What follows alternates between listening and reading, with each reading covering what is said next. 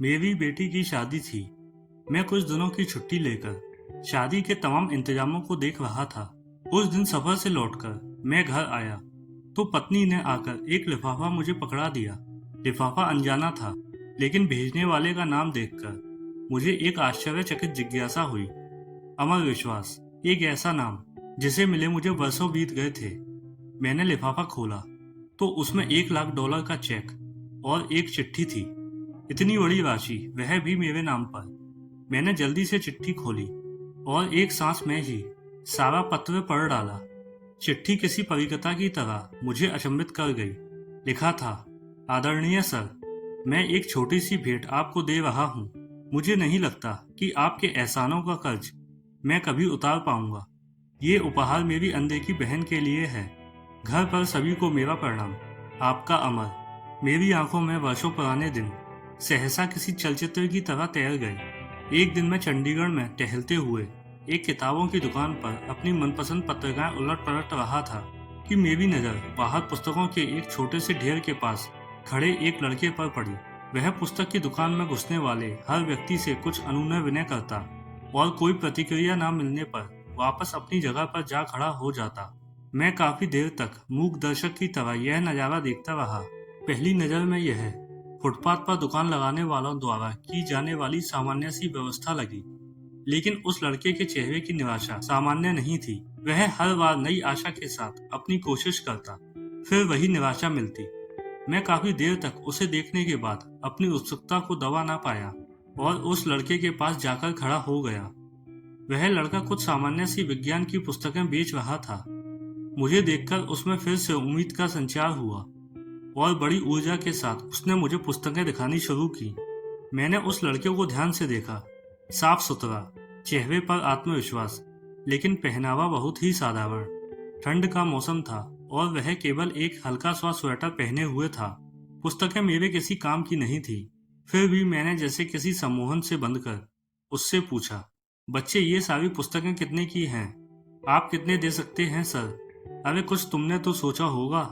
आप जो दे देंगे। लड़का थोड़ा निराश होकर बोला, तुम्हें कितना चाहिए?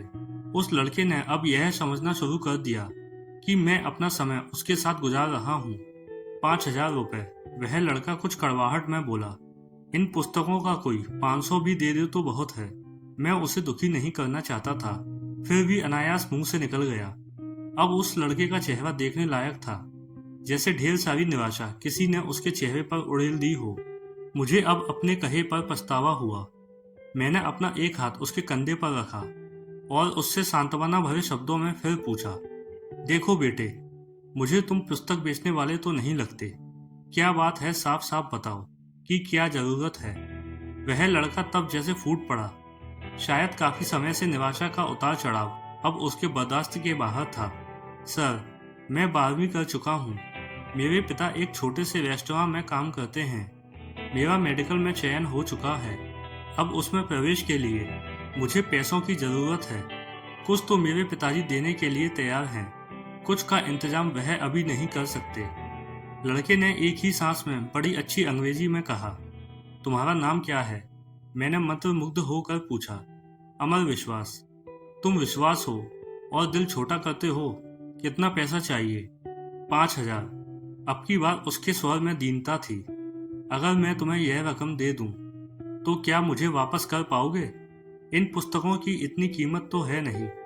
इस बार मैंने थोड़ा हंस कर पूछा, सर, आपने ही तो कहा कि मैं विश्वास हूँ। आप मुझ पर विश्वास कर सकते हैं। मैं पिछले 4 दिनों से यहाँ आ रहा हूँ। आप पहले आदमी हैं जिसने इतना पूछा।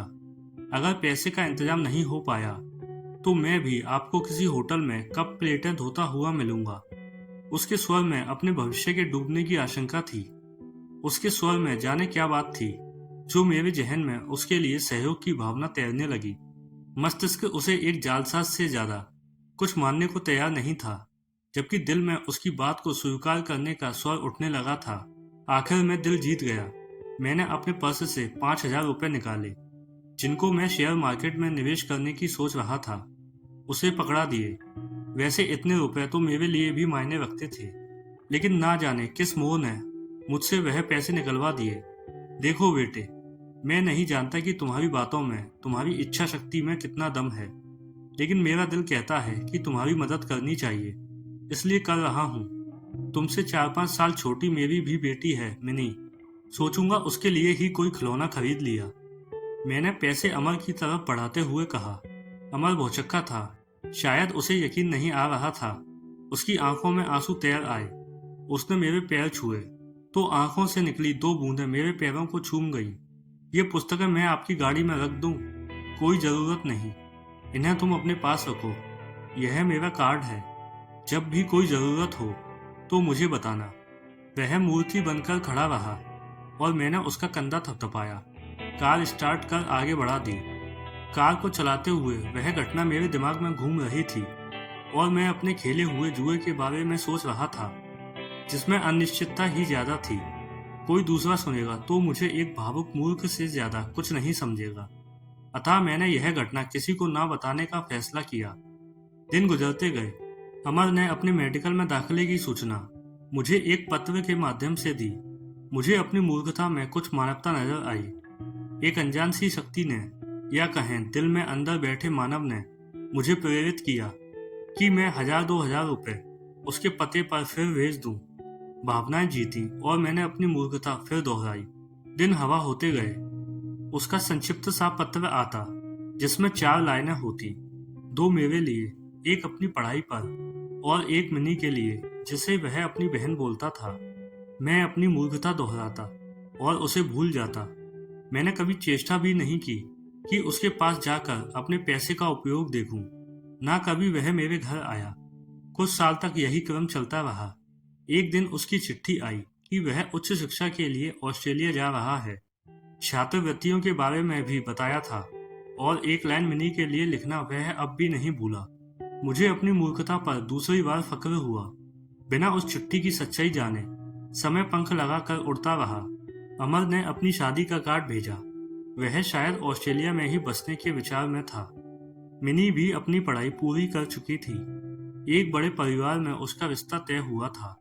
अब मुझे मिनी की शादी लड़के वालों की हैसियत के हिसाब से करनी थी। एक सरकारी उपक्रम का बड़ा अफसर कागजी शेर ही होता है।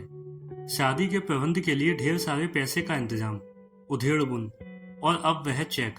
मैं वापस अपनी दुनिया में लौट आया। मैंने अमर को एक बार फिर याद किया और मिनी की शादी का एक कार्ड अमर को भी भेज दिया। शादी की गहमा गहमी चल रही थी। मैं और मेरी पत्नी व्यवस्थाओं में व्यस्त थे और मिनी अपनी सहेलियों में। एक बड़ी सी पोर्च गाड़ी आकर रुकी। एक संभ्रांत से शख्स के लिए ड्राइवर ने गाड़ी का गेट खोला तो उस शख्स के साथ उसकी पत्नी, जिसकी गोद में एक बच्चा था, भी गाड़ी से बाहर निकली। मैं अपने दरवाजे पर जा खड़ा हुआ तो लगा कि इस व्यक्ति को पहले भी कहीं देखा है। उसने आकर मेरी पत्नी और मेरे पैर छुए। सर, मैं अमर, वह बड़ी श्रद्धा से बोला। मेरी पत्नी अचंभित सी खड़ी थी। मैंने बड़े गर्व से उसे सीने से लगा लिया।